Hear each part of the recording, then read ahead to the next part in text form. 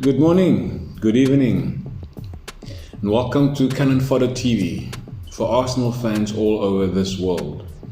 This video is in conjunction with Guna Matters, created by myself, Glenwyn. Now before we go any further, click on the subscribe, hit the bell for all the notifications and give Guna a thumbs up. Now, a lot of hype is going around regarding players being linked to Arsenal Football Club. Those who's coming in, those who are possibly going out, the manager, all sorts of things. Now, there's a player that is standing out for me, Yves Bissouma from Brighton of Albion. Now, Graham Potter has groomed this boy in all sorts of ways. He's a box-to-box player. He runs, he's mobile, he's up and down, he's all over the show. He is a free defensive midfielder, I would say. He's roaming free. He's just doing a brilliant job.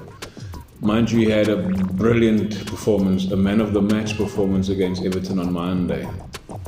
Now, before we continue with Bissouma, on Sunday against Sheffield United, I don't know about you guys, I saw a very, very good technique or tactical play from Arsenal, whereby Arteta has changed the dynamic of the team because of one player or few players that are injured. Now, Bukayo Saka, he was a number 10, forced number 10 role, as you would say it, and he was roaming free. Then you had Ceballos and Thomas Partey in the center, and of course a very, very, very surprising move is Granit Xhaka on left back. Now, to me, that was a brilliant move, considering how it panned out. But if you have noticed that Ceballos and Martinelli on the left-hand side, they were blocking all sorts of attack down the right-hand side because of Granit Xhaka. He is not a left back, he's a midfielder, but predominantly left-footed, which I think Arteta obviously opted for that because he's natural left. But what was interesting to see is that Ceballos and Martinelli tracked back on occasion to support him, because he wasn't the one who did some pressing down the left-hand side, put in a cross or something. He was the one who's pressing the play down, or rather breaking the play down and moving into the center at times with the attack, which was a brilliant, unpredictable move from Arteta's side, and I think it worked well for us. There was a few times at Brighton, that Sheffield came through our left side. It didn't work much. The only time it worked is when they put the ball over the defense. Now, to come back to the point I wanted to make is that Thomas Partey is a sitting defensive midfielder. He's not moving, and I mean, we all have been saying this for the longest time, is that he's not a runner. He moves from left to right, a couple of yards forward, a couple of yards back, and that is his play. He will give a cross ball, he will give a through ball from time to time, but he's the player that will sit in that center, and he will man that cave per se. So a player like Bissouma is in my opinion, a perfect addition to that midfield, because he's mobile. He's a player that will go to the box up front, he will come back tracking the defense, and he will go from side to side, from half to half, and that is in his build-up play, which is a brilliant technique to have, and also a talent that will give a pass from here to Thy Kingdom Come. I mean, that is the player that we need in that center, helping Partey. And that is, I think, one of the targets that we need to have. Then we can let Granit Xhaka go. Then we can have El Nene go, because we have Mikael Aziz to have a backup for that role. Because to me, I think Aziz is a similar player as Bissouma, but Bissouma, like I said, he had a man of the match performance in the engine room of Brighton, and Graham Potter. I'm sure he's thinking, why must this guy be linked to all sorts of clubs in the market? Now, Jamie Carragher also spoke of him the other day after their match, and he was saying, and I quote that, you looked at him and he really does look like a top quality player. He's been someone a lot of teams have talked about or looked at.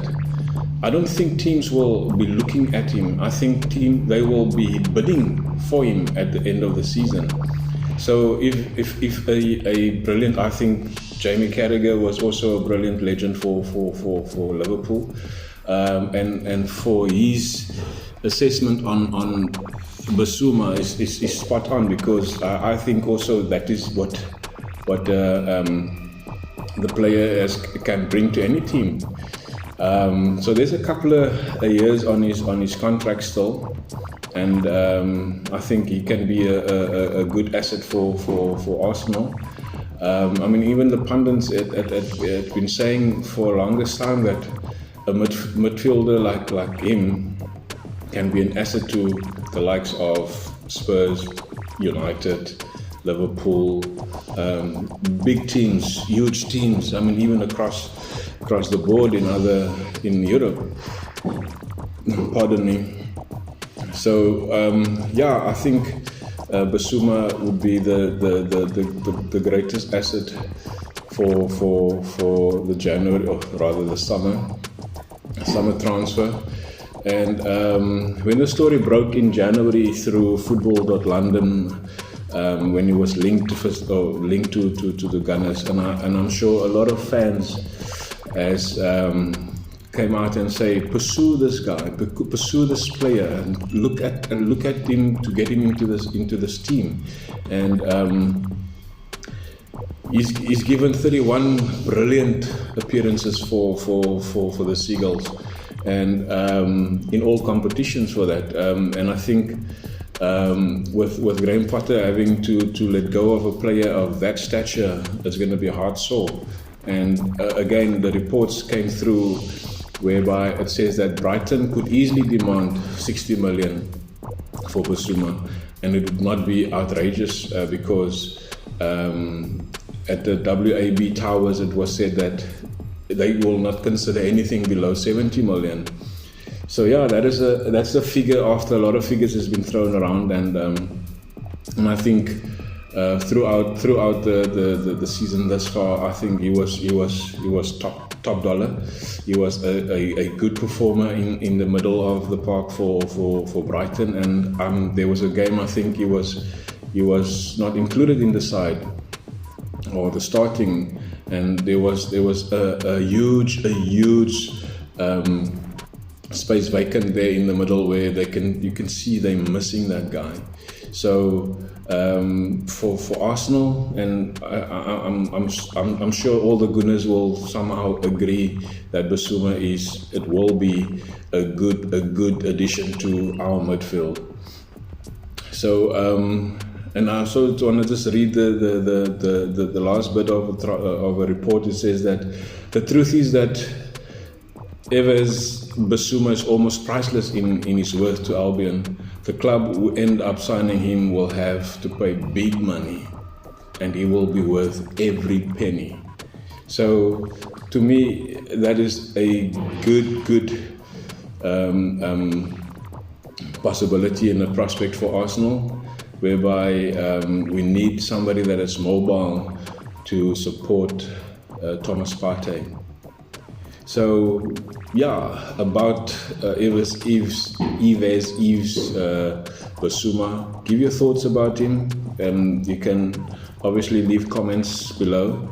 have a great discussion. And as Alex always say, we are a family here at Cannon Fodder. It's not a real podcast, but it's a family vibe. And I'll tend to agree with him. I mean, I'm not with Cannon Fodder for that much long. If you think it's about 2 months or so. But I think give Laguna a chance to express all sorts of discussions and views on the channel. And then again, there's another player that I've also looked at, and I think this is the opposite side of where Yves Bissouma has really brought a lot of admiration in my mind. And the next player for me is a player that's also linked to Arsenal, and his name is Jesse Lindgard. Now, personally, I think Jesse Lindgard is an overrated player, or was an overrated player at Manchester United. I don't know if the guys in England will agree with me, but Lingard was overrated in my opinion. He's got a lot of prospects. He's got a lot of good talent, and what a turnaround in my mind. Since the January window, he was loaned out to the Hammers, and again, the Hammers is one of our rivals in London. And the price tag on him then was 20 million. And now United is asking double that for this player.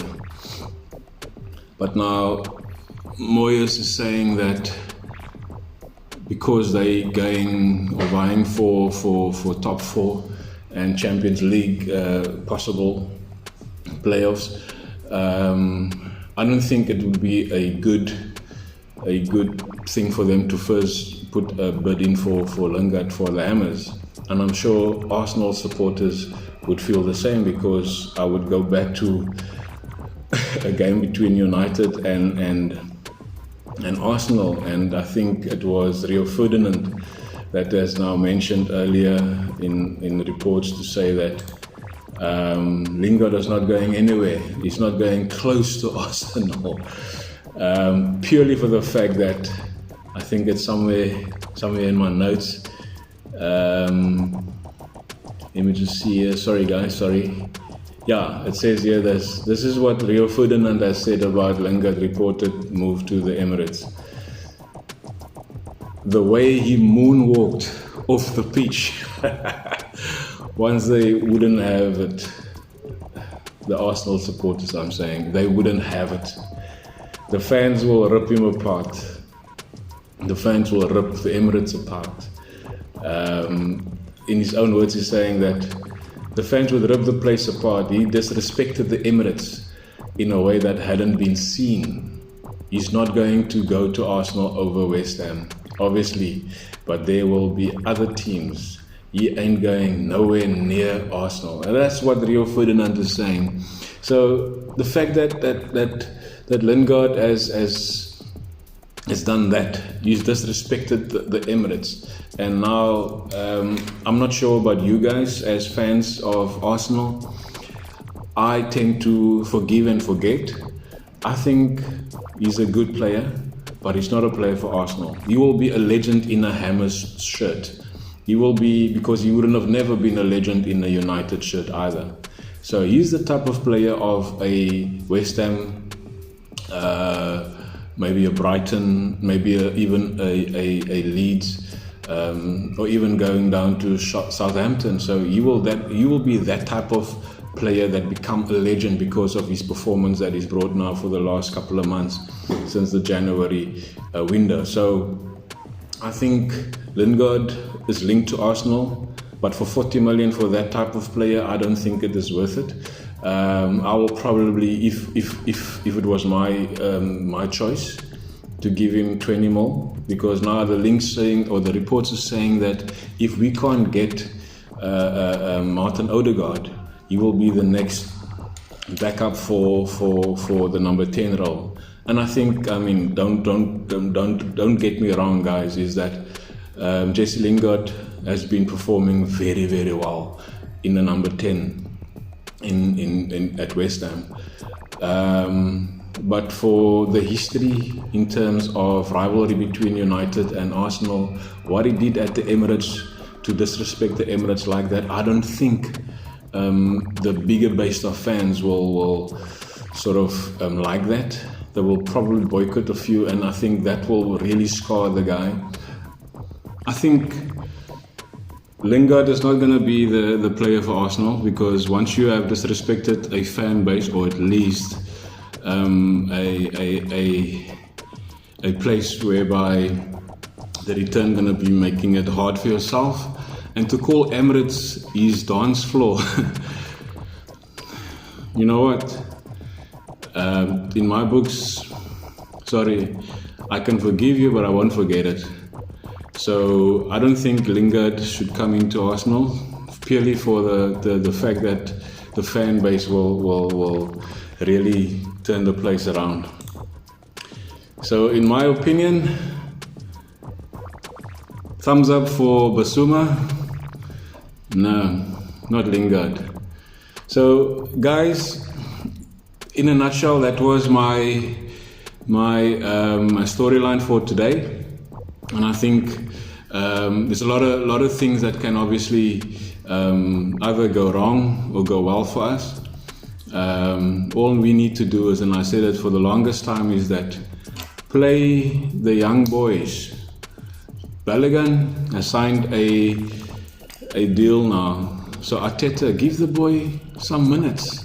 Give him minutes, because you want to succeed next season. This couple of games that's left, about 7 or 8 games that are left, give the boy some minutes. Build up his confidence, because if he's going to continue to be confident, he's going to give you goals, because that is why you pin him down on a contract. Give him the minutes. Give Aziz the minutes. Bring in Ben Cottrell, another dynamic player. Give these youngsters minutes. There's so many players in under 23 squad that I can name, but for now, Balogun, top class. He scored another goal against County, so he's another player that needs minutes. Aziz needs minutes. I mean, like Alex always say, he scored a disgusting goal. A disgusting goal he scored. And I'm sure he can score more of those disgusting goals against any of the Premier League teams. So give the boy minutes, Arteta. Give him minutes. So yeah, let us know what your thoughts are about Yves Bissouma and Jesse Lindgard. That is the two player profiles that I've sort of thought of. So without any further ado, my name is Glenwyn, signing off or standing in for Cannon Fodder TV, for all Arsenal fans all over the world. So subscribe, hit the like buttons, and also the bell for all notifications, and you will have a ball of a time with this Familia Cannon Fodder TV. Thank you, and Guna matters, where your opinion matters.